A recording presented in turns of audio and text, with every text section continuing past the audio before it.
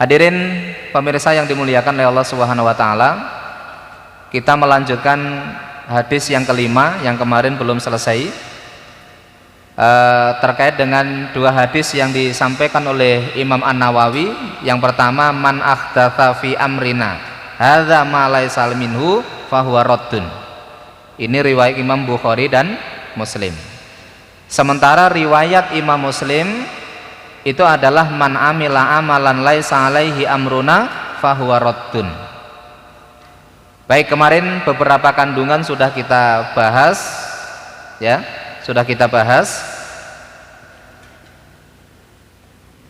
Dan insya Allah kita akan melanjutkan pada poin selanjutnya, yaitu kandungan atau hikmah selanjutnya dari hadis ini, yaitu terkait dengan bid'ah. Ya, terkait dengan bid'ah. Kalau kita membahas tentang bid'ah, itu ternyata orang dalam memahami bid'ah itu terbagi menjadi tiga. Yang pertama itu yang ekstrim,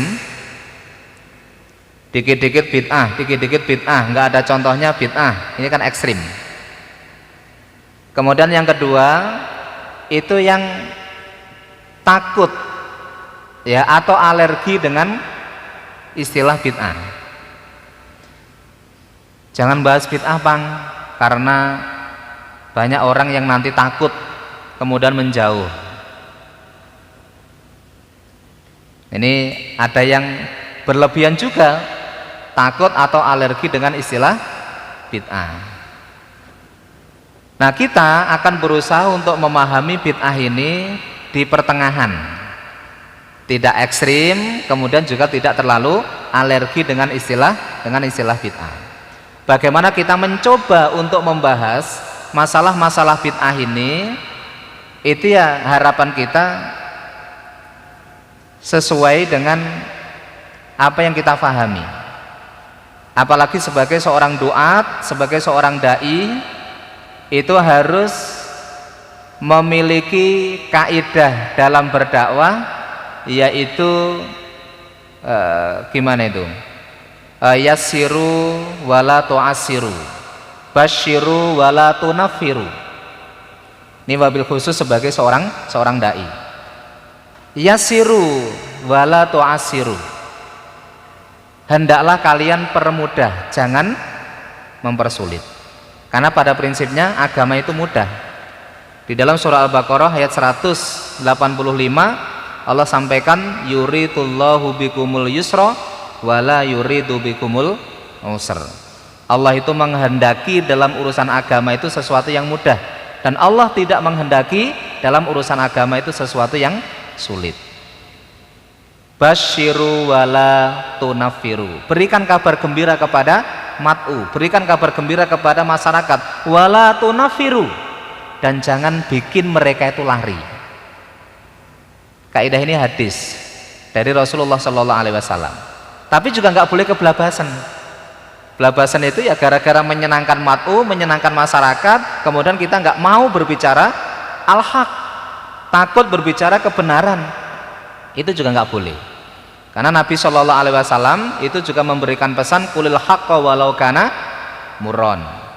Sampaikan sebuah al-haq, kebenaran yang datang dari Allah, meskipun pahit, ya, meskipun pahit. Ini juga perlu disampaikan. Hak itu adalah sesuatu yang hak dan disepakati oleh para ulama, itu hak.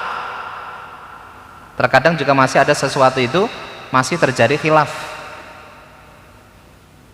Nah, ini muqaddimah, meskipun pada pertemuan sebelumnya kita juga sempat memberikan muqaddimah itu. Nah, kemudian bid'ah itu kalau dari sisi makna secara bahasa itu adalah sesuatu yang baru, yang tidak ada sebelumnya.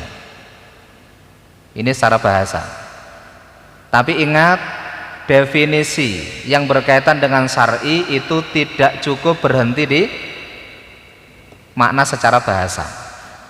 Kalau kita berhenti di makna bahasa, Ya akhirnya sesuatu yang baru yang tidak ada pada masa Rasulullah itu akhirnya bisa menjadi bid'ah. Padahal harus dilengkapi ya pembahasan atau makna terkait dengan bid'ah itu secara syara, secara syariat, secara istilah. Yaitu sesuatu yang baru yang berkaitan dengan urusan agama. Ya, tidak perlu ditambah, tidak perlu dikurangi. Itulah kurang lebih ketika kita memahami tentang makna bid'ah. Kemudian selanjutnya, kenapa Islam itu melarang untuk melakukan bid'ah? Ya, pertama tentunya sesuai dengan apa yang Allah Subhanahu wa taala sampaikan di dalam surah Al-Maidah ayat yang ketiga, al-yauma akmaltu lakum dinakum wa atmamtu alaikum nikmati wa raditu lakumul islamadina. Hari ini kapan? Ya pada saat ayat itu diturunkan. Dan itu termasuk ayat-ayat yang terakhir turun. Hari ini sudah kusempurnakan Islam sebagai din. Jadi Islam itu sudah sempurna. Kalau Islam itu sudah sempurna, tidak perlu ditambah, juga enggak perlu dikurangi.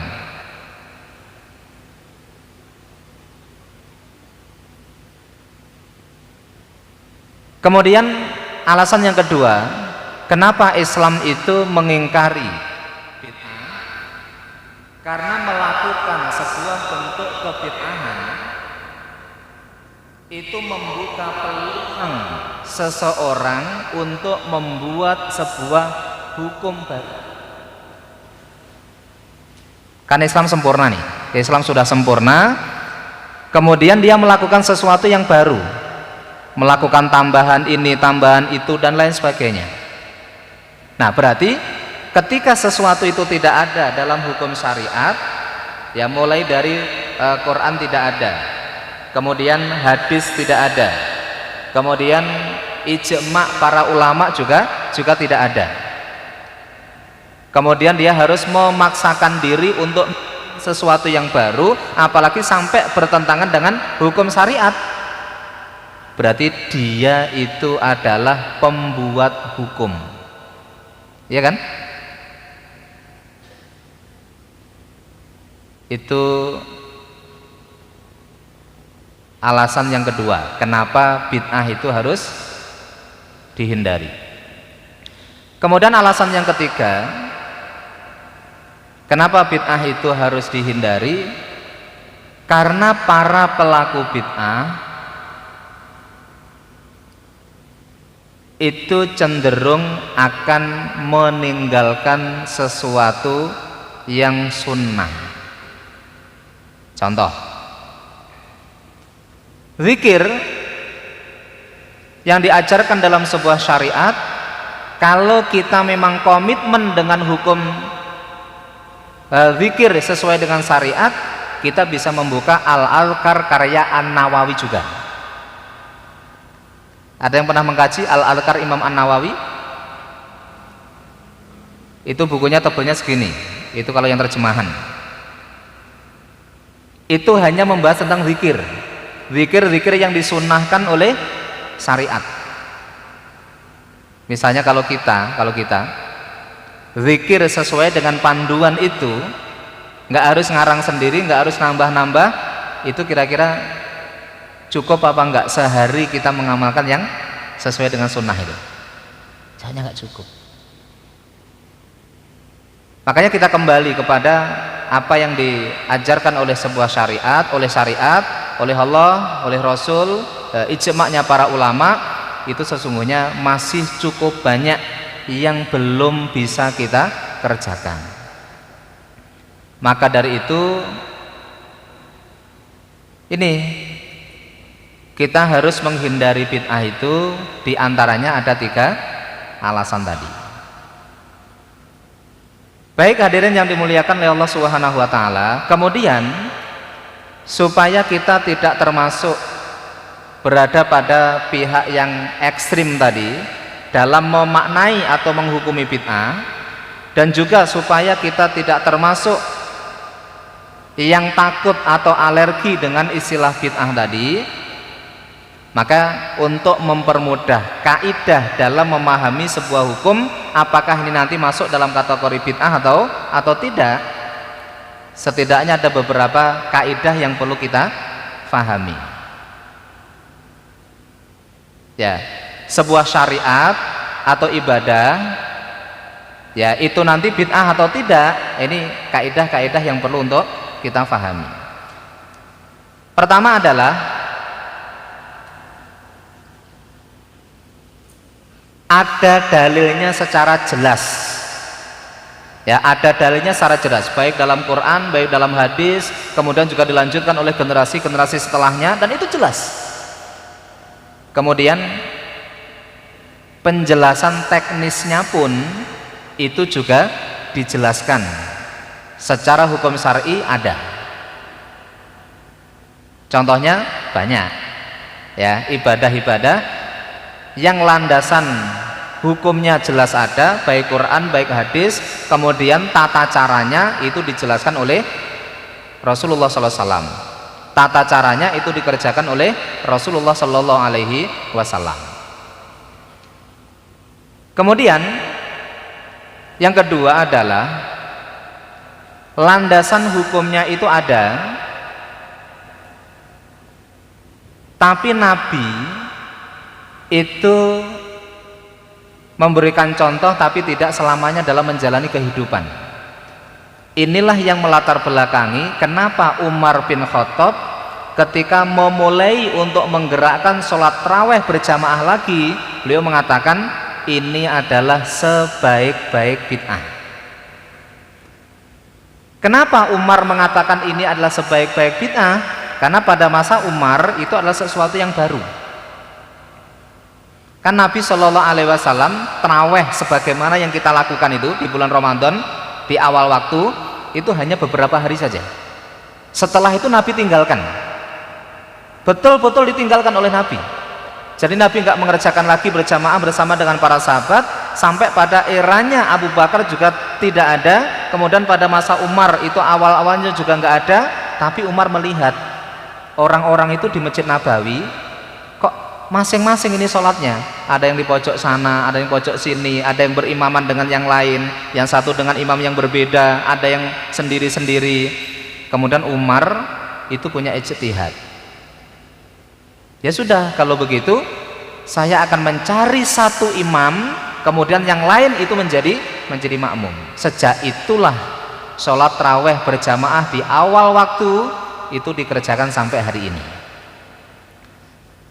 Tapi kalimat ini yang dikatakan oleh Umar, ini kalimat yang sering menjadi pembicaraan wabil khusus terkait dengan pembahasan masalah bid'ah.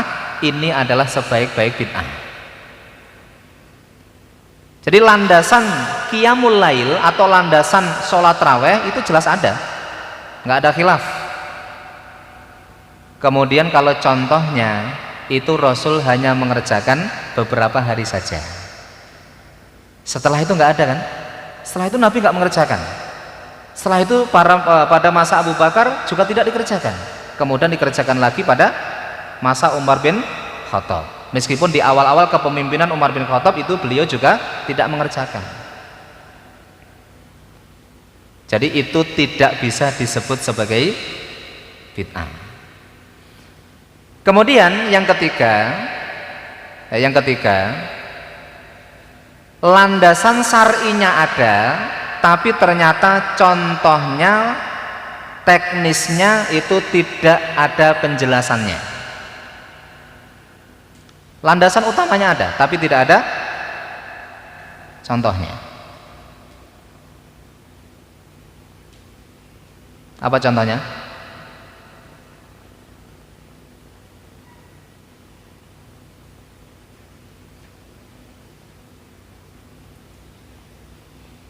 Sebenarnya kan cukup banyak ayat-ayat atau hadis yang memerintahkan kepada kita semua untuk mengerjakan sebuah amalan, tapi ternyata contoh teknisnya tidak ada. Ya, nggak ada. Contohnya cukup banyak ya. Nah, kemudian kalau terkait dengan hukum bid'ah itu sendiri, ya, itu juga ada kaidah relatif mempermudah kita supaya kita nanti tidak terjebak dalam menghukumi sesuatu itu bid'ah atau tidak. Ya, kalau bid'ah itu kan terbagi menjadi dua. Ada bid'ah mungkarot. Bid'ah ini yang harus kita jauhi, yang harus kita tinggalkan. Ada bid'ah yang masih diperselisihkan. Kalau bid'ah mungkarot atau bid'ah yang dolalah, ini ya bid'ah yang harus betul-betul kita tinggalkan karena resikonya adalah finnar. Kullu bid'atin dolalah wa kullu dolalatin finnar. Ini sepakat, semuanya sepakat. Kalau bid'ah jenis ini itu adalah neraka. Cuma untuk menentukan sebuah jenis bid'ah ini masuk ini atau tidak, nah itu yang masih sering menjadi perbedaan sudut pandang. Misalnya ada jenis bid'ah, ya, yaitu terkait dengan landasan, ya, landasan dasarnya ada, tapi tidak ada teknisnya tadi. Kemudian kita menentukan, misalnya Allah Subhanahu wa taala menyampaikan di banyak ayat, kemarin juga sudah kita sebut, fadhkurullaha dzikran katsira. Zikirlah kalian kepada Allah Subhanahu wa taala dengan zikir yang banyak. Dengan zikir yang banyak. Berarti zikrullah atau zikir kepada Allah itu ada perintahnya, Mbak? Ada syariatnya apa tidak? Syariatnya jelas, Quran ada, hadis ada, ijma' para ulama ada. Itu terkait dengan landasan hukumnya. Tapi terkait dengan teknisnya, harus begini, waktunya seperti ini, ada apa enggak? Jawabnya tidak ada. Kecuali kalau zikir-zikir dengan redaksi tertentu itu ada. Tapi itu bukan sebuah pembatasan. Misalnya kita zikir, ya, habis sholat, nah, itu karena kaitannya dengan habis sholat. Apa zikir itu harus dilakukan habis sholat? Enggak kan? Enggak.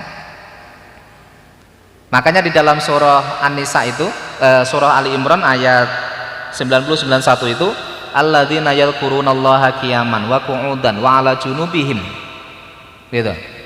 Orang-orang yang selalu ingat kepada Allah Subhanahu wa taala, orang-orang yang selalu berzikir kepada Allah Subhanahu wa taala, qiyaman, dalam keadaan berdiri, wa qu'udan, baik dalam keadaan duduk, wa 'ala junubihim, atau zikirnya dalam keadaan berbaring, itu bebas. Kemudian kita menentukan, saya akan merutinkan zikir jenis ini, waktunya jam sekian, jumlahnya sekian. Itu kira-kira masuk dolalah apa enggak? Jawabnya tidak.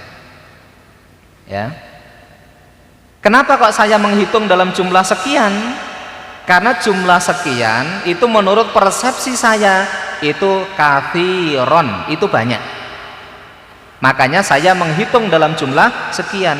Meskipun menurut yang lain dalam jumlah itu masih belum banyak.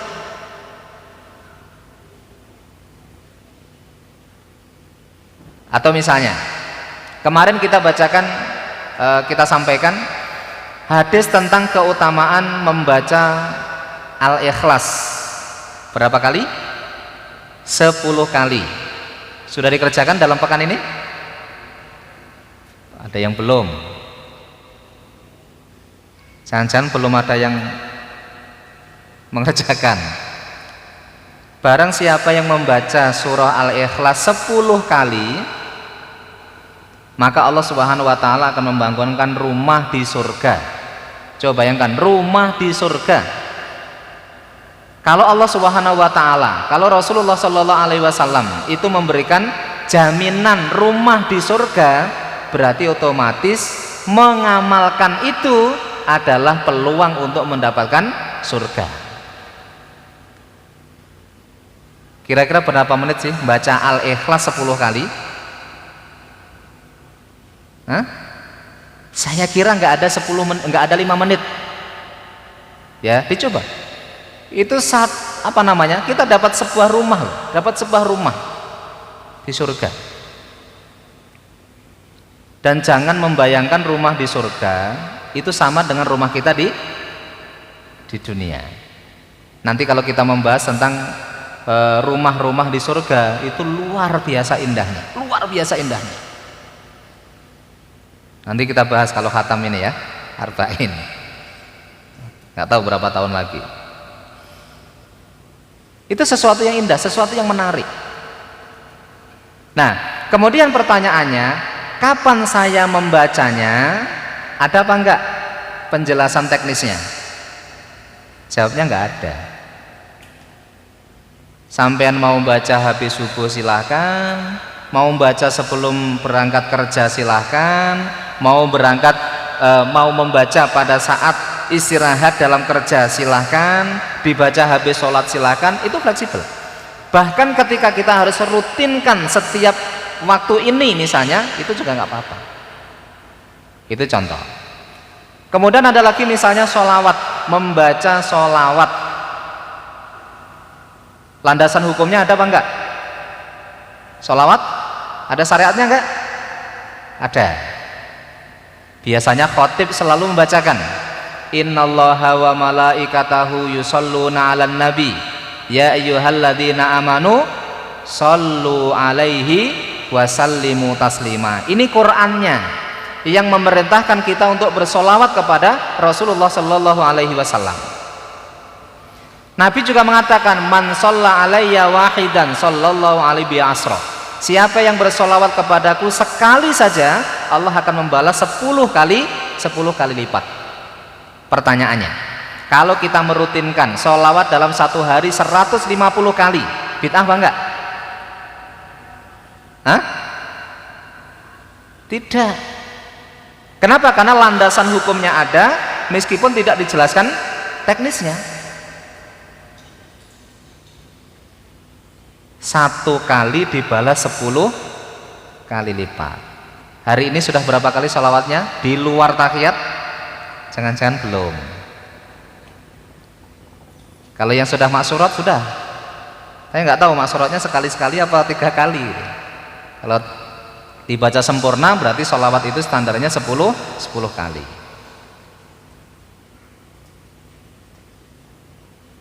Jadi sesuatu yang utama ini kalau bisa menjadi prioritas kita. Terserah mau baca sekian kali kemudian kita baca waktu kapan, itu bebas. Saya pokoknya sebelum tidur harus membaca sholawat sekian kali, itu boleh. Kalau nanti ada yang tanya mana dalilnya, kalau dalil landasan hukum awalnya jelas tadi. Tapi kalau terkait dengan teknis memang tidak ada. Tapi itu nggak apa-apa.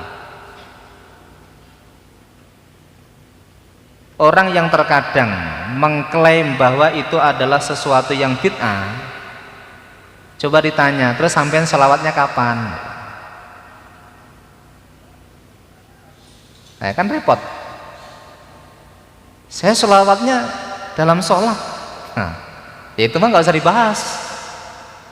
Apa man shalla alaihi wahidan itu berkaitan dengan tahiyat akhir? Enggak kan? Enggak. Itu contoh. Kemudian yang kedua ada jenis bid'ah,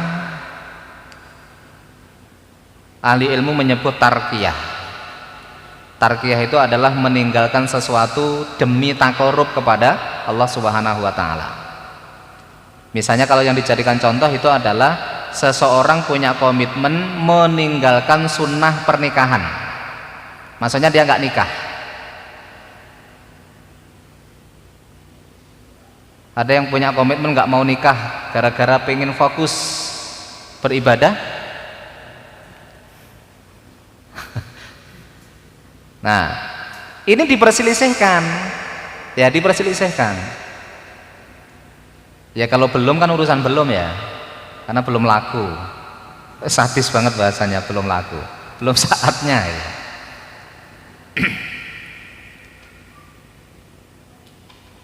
Karena Nabi pernah, ya, rumahnya Nabi pernah dihadiri oleh 3 orang ketika Nabi nggak ada.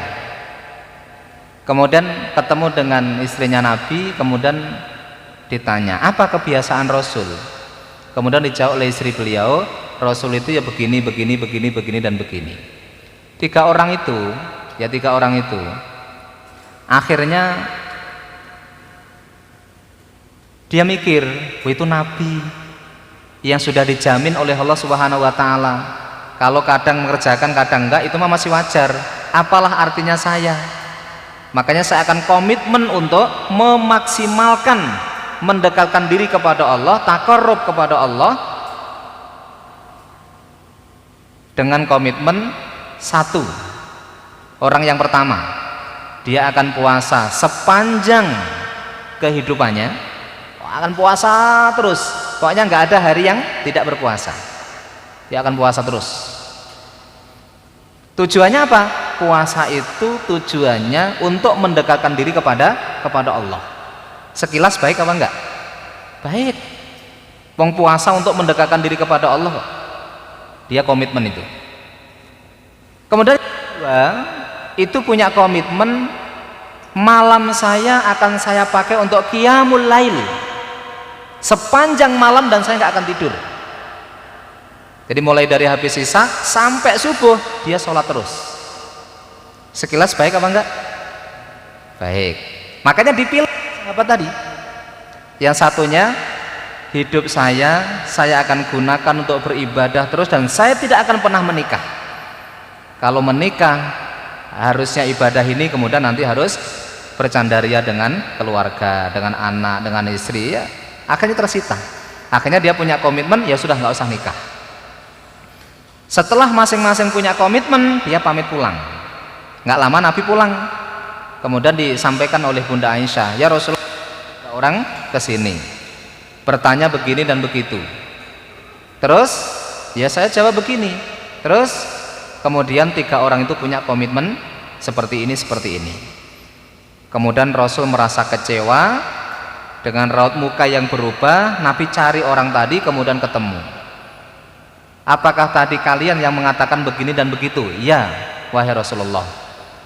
Kemudian Rasul mengatakan, man raghiba an falaisa minna. Siapa yang enggak suka dengan sunnahku, dia bukan golonganku, kata Nabi. Menjelaskan sebelumnya, saya ini paling takut kepada Allah, saya adalah orang yang paling bertakwa kepada Allah Subhanahu wa Ta'ala. Saya aja kadang puasa, kadang enggak. Itu yang paling takwa. Kalau malam ya tidur, ya bangun. Saya pun juga punya istri. Nah, itu Nabi SAW sampai menggunakan kalimat faman raghiba an sunnati falaisa minni. Barang siapa yang enggak suka dengan sunnahku, dia bukan golonganku. Tapi nanti ada ulama-ulama yang juga enggak menikah.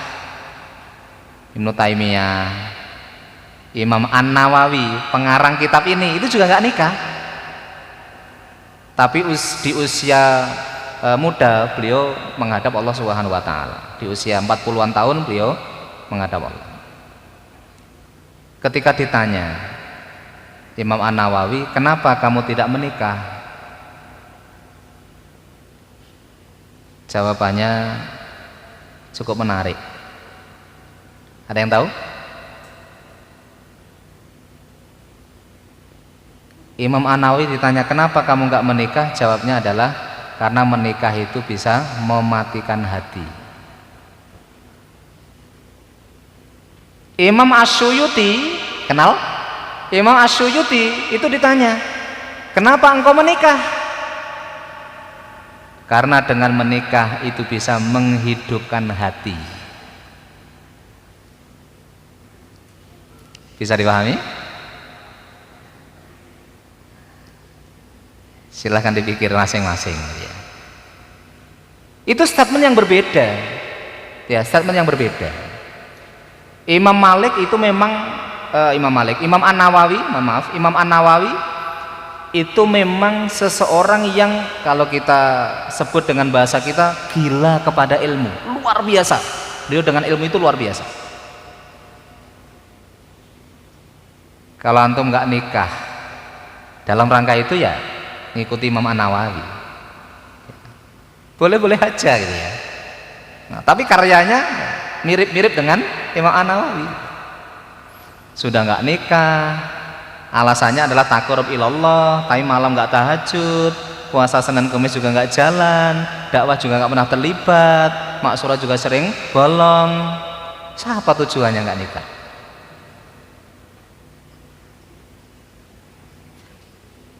Kemudian yang ketiga yaitu disebut dengan al-iltizam. Al-iltizam itu adalah memiliki komitmen. Jadi sebuah amalan ya laki-laki landasan hukumnya ada, tapi teknisnya nggak ada, ya, kaifiyahnya tidak ada penjelasannya, tapi akhirnya dia memiliki komitmen untuk merutinkan, yaitu untuk dirinya sendiri, atau boleh jadi itu untuk komunitasnya, boleh jadi. Karena memang nggak ada teknis kaifiyahnya atau tata caranya itu tidak ada landasannya. Tapi landasan dasarnya itu ada. Akhirnya dia memiliki komitmen. Saya membaca ini pokoknya wajib buat saya ya. Dia tidak menyandarkan kepada syariat. Ya, saya mengamalkan ini bahkan waktunya jam segini, kemudian dalam jumlah hitungan segini. Dan saya akan mengerjakan rutin. Nah, kalimat itu makanya disebut dengan bid'ah iltizam. Bid'ah itu bid'ah yang masih diperselisihkan. Tapi menurut kita itu tidak disebut sebagai bid'ah. Atau misalnya kalimat yang sering kita baca itu juga disoroti oleh kalangan yang ekstrim tadi. Misalnya habis baca Quran biasa kita baca apa? Shadaqallahul azim. Pertanyaannya adalah itu ada contohnya apa enggak? Pernah menemukan Nabi atau sahabat itu baca shadaqallahul azim? Tidak ada. Ya, tidak ada. Terus bagaimana hukumnya? Ya memang ini menjadi khilaf di kalangan para ulama. Ya. Imam Syafi'i mengatakan enggak apa-apa. Sebagian ulama bermadzhab Hambali itu mengatakan nggak boleh, atau itu adalah bagian dari bid'ah. Yang membolehkan itu landasannya apa? Landasannya adalah surah Ali Imran ayat 95. Qul shadaqallah fattabi'u millata Ibrahim hanifah. Ada kan ayat itu? Qul shadaqallah, katakanlah wahai Muhammad, maha benar Allah.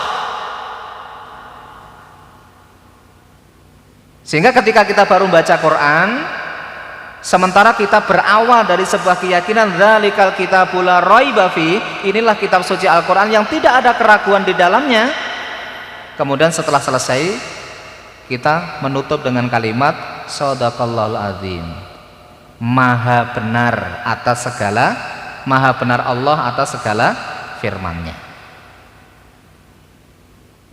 Jadi itu contoh-contoh, ya, contoh-contoh yang terkadang di masyarakat, ya, ada yang menganggap itu adalah bid'ah, ada yang menganggap itu adalah sesuatu yang tidak bid'ah. Makanya ketika kita tahu kaidah-kaidah seperti ini, ya, kita nanti hati-hati, ya, kita akan hati-hati sekali untuk menghukumi apakah amalan ini bid'ah atau tidak.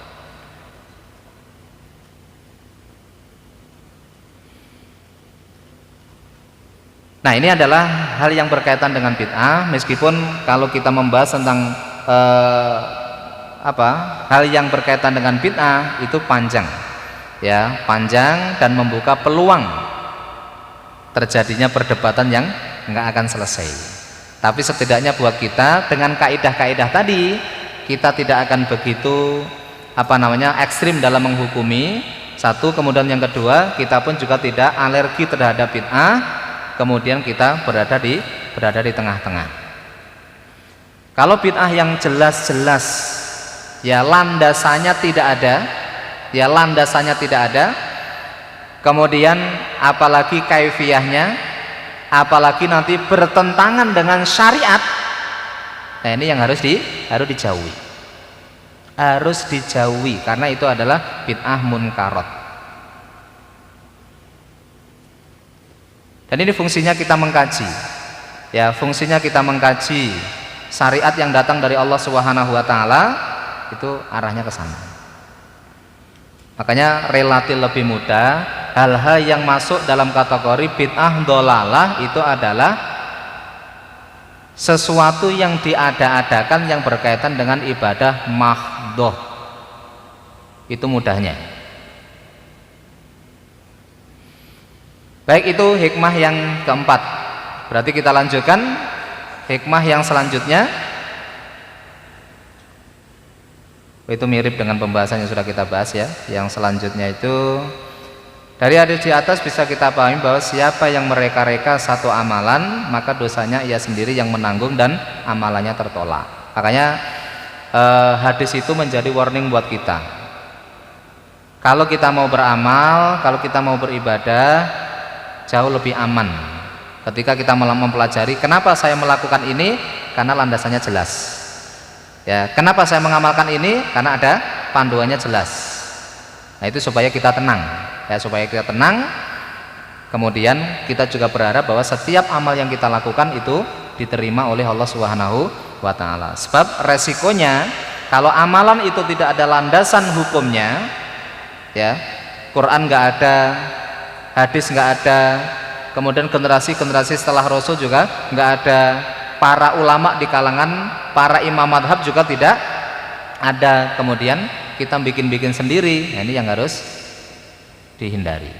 Kenapa? Karena ketika kita harus mengerjakan sesuatu yang jelas-jelas ada, itu waktu kita udah nggak cukup. Ya, waktu kita nggak cukup. Baik, hadirin yang dimuliakan oleh Allah Subhanahu wa taala, sudah masuk waktu Isya dan alhamdulillah kita selesai. Kemudian di sini ditutup poin yang terakhir, yaitu agama Islam.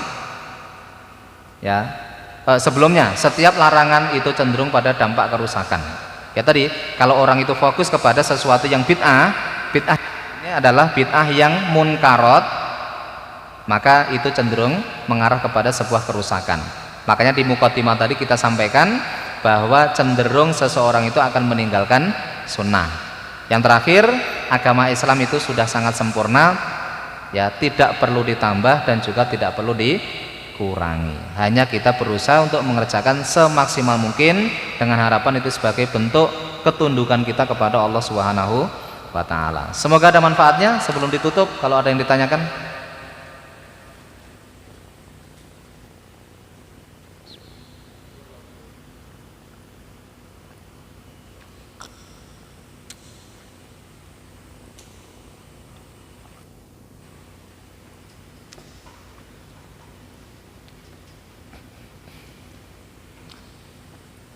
Tidak ada?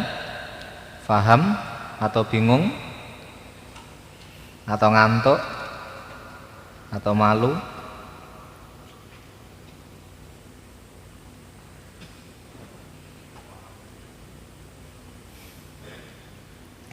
Baik, kalau nggak ada, mari kita tutup dengan doa. Mudah-mudahan Allah Subhanahu wa taala memberikan kesehatan kepada kita semua.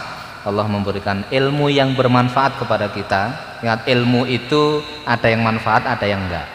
Makanya Nabi itu berdoa yang berkaitan dengan ilmu itu dua doa. Allahumma inni, yang ini dibaca rutin oleh Rasul setiap pagi, yang juga harus kita baca karena Nabi saja merutinkan, apalagi kita. Allahumma inni as'aluka ilman nafi'a wa rizqan thayyiba wa amalam mutaqabbala. Rasul berharap kepada Allah supaya ilmunya itu bermanfaat. Salah satu tanda-tanda ilmu bermanfaat itu setelah tahu itu diamalkan. Itu tanda-tanda bermanfaat. Kemudian doa yang kedua itu yang kesebalikannya. Allahumma inni a'udzubika min ilmin la yanfa'. Ya Allah, saya berlindung kepadamu dari ilmu yang tidak bermanfaat. Jadi ilmu itu ada yang nggak bermanfaat. Boleh jadi ilmu itu baik tapi nggak diamalkan, manfaat nggak? Kurang bermanfaat. Apalagi ilmu-ilmu yang lain yang itu sama sekali tidak membawa dampak manfaat. Maka dari itu doa itu harus sering-sering kita baca. Di dalam wahyu yang pertama kali yaitu surah Al-Alaq, itu juga gara-gara ilmu, ya gara-gara ilmu itu dicela oleh Allah Subhanahu wa taala. Gara-gara ilmu. Ketika dengan ilmunya dia itu sampai melampaui batas.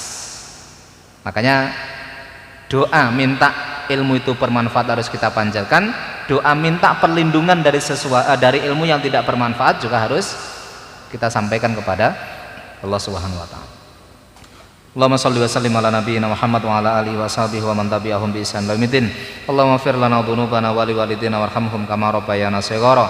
Allahumma inna nas'aluka ilman nafi'a wa rizqan thayyiban wa amalan mutaqabbala.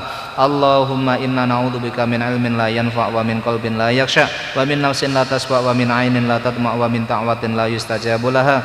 Allahumma arina haqqan haqqan warzuqna ittiba'ah wa arina batila batilan warzuqna ijtinabah.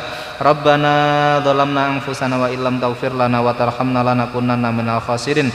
Rabbana hab lana min azwajina wa dhurriyyatina qurrata a'yun waj'alna lil muttaqina imama.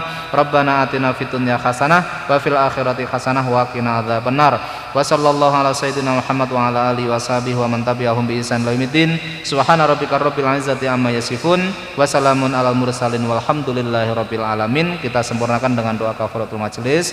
Subhanakallahumma wa bihamdika asyhadu an la ilaha illa anta astaghfiruka wa atubu ilaik. Assalamualaikum warahmatullahi wabarakatuh.